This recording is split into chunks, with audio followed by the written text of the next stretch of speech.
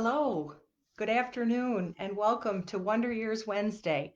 I'm Wendy Sellers, but the kids nicknamed me the Puberty Lady a long time ago, and that's because I love to talk about puberty and teach young people about the changes that they can expect as they grow.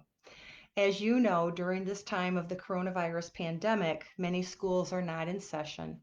And when they are teaching using distance learning, many schools are not including the puberty education that students would typically get in the spring, because that's the birds and bees season. And so I've launched this series of Wonder Year Wednesday chats to help educators teach students about puberty remotely and also to help parents teach their kids at home because I hear from parents that more of them are being asked to do the puberty instruction at home. And what's a parent to do when they don't feel ready and they don't have the tools to do that? So I'm doing a series of book reviews that parents can choose to borrow from the library or purchase so that they can talk to their children about puberty. And this week, I'm really excited to be reviewing a set of books that I first heard about being called the Tom and Ellie books. And the Tom and Ellie books are a series of books that were developed especially for students with autism and related conditions. And the author is Kate E. Reynolds. And Ms. Reynolds is a clinical nurse specialist who has a son with severe autism. And so she created these books out of her own experience with her own son, as well as other individuals that she has worked with as a nurse. The illustrator is Jonathan Powell. And these books were first developed in 2015, and they're hardcover books. They have 14 pages, and the information and illustrations are specifically designed for individuals on the um, autism disorder spectrum, um, and other people who have similar conditions. So let's go ahead and get started. I'd like to start with the two books that go together. What's happening to Tom and what's happening to Ellie. These two books are on the changes in puberty that we all experience, and they're explained in a way that special needs students can understand. So each of these two books has a very reassuring foreword to parents and other caregivers, um, reassuring them that puberty can be especially challenging for young people with autism and difficult for their trusted adults to address with them. The book then it begins by Tom and Ellie are in the shower, two different books, right? Two different showers, and they discover pubic hair for the first time. The books use dictionary language, medical terminology to describe the anatomy where they find that pubic hair. So in the Ellie book, they use the word vagina, and in the Tom book, they use the word testicle. The book reassures them that they don't need to worry about the hair growth, that it's limited and it's normal, and they talk about shaving.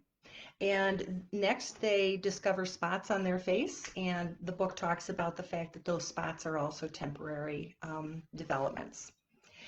At this point, the two books diverge in the content that they talk about. So the Ellie book talks about breast growth, body shape, and menstruation next. Menstrual pads and tampons are described and illustrated, and body odors and bathing are emphasized and explained.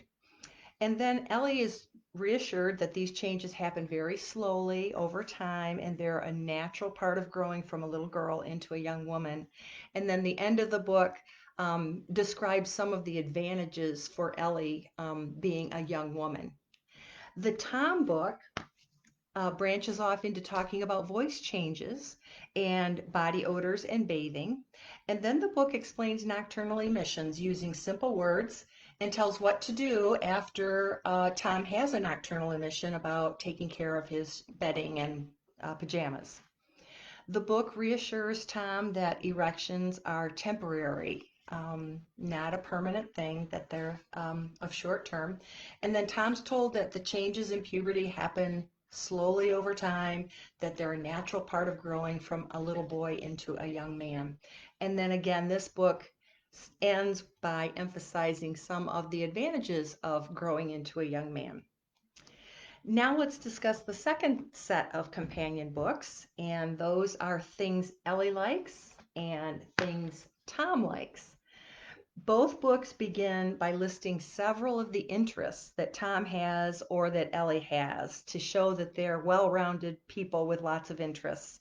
And then it adds that Tom and Ellie like to touch their vagina, in Ellie's case, or their penis, in Tom's case, and that lots of other people like to touch their own genitals also.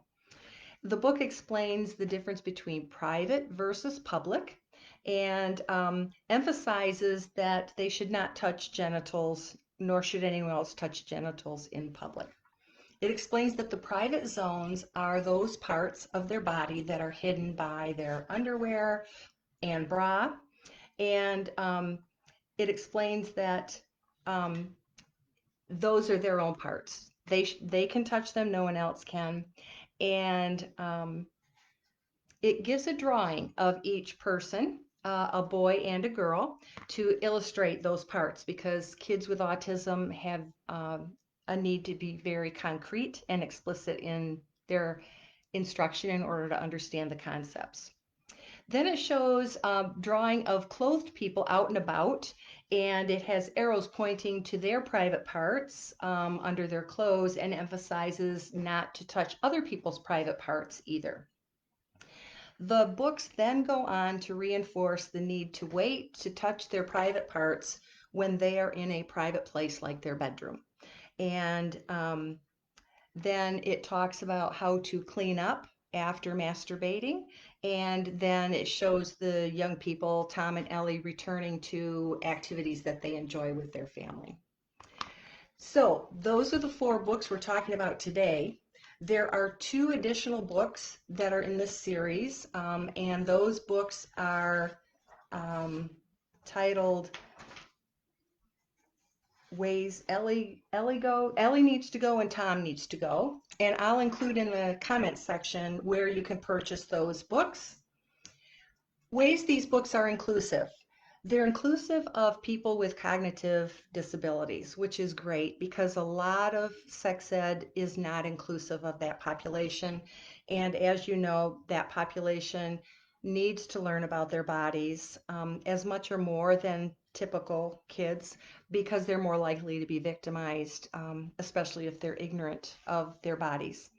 They also discuss masturbation as typical for all people, not just people with a penis.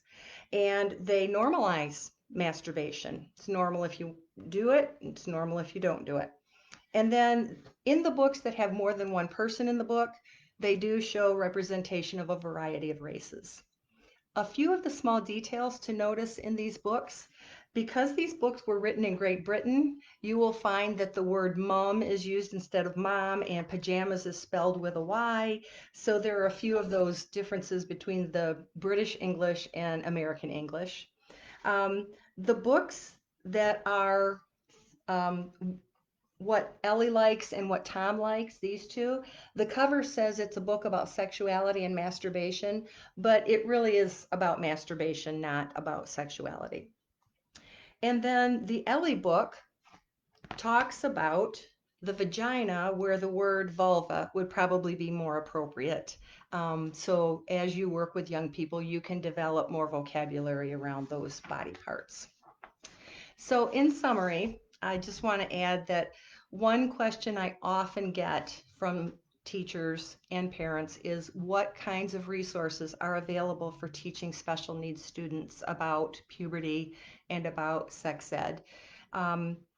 And so I'm really happy that these books have been developed and that many sex educators have recommended these, special educators have recommended these for use with special needs kids, and that they're available for parents to use also. If kids, we all want to protect special needs kids, right? And oftentimes people forget that their biological clock is on the same timeline as everyone else's. and they will mature physically, even though cognitively and emotionally there will be delays. And so sometimes in an effort to protect special needs kids, we try to keep them ignorant, and that just harms them, and makes it more likely they'll be victimized. So I encourage you really do a nice job and use these books to teach kids. Um, in the comment section, I will provide you places where you can find these books. I'll also provide you with the Goodreads review link so you can hear from other people who have read these books and not just rely on my opinions, to determine whether these books might be a good match for your family. And I will also welcome any questions or comments you have about this Wonder Years Wednesday, as well as any other weeks. And I look forward to seeing you next week. I aired early today because there's something happening at 4 that I think is really important in my community related to racism, opposing racism. And so I won't be available at 4 today, but I'll see you next week at 4. And until then, I hope you stay well. Thank you.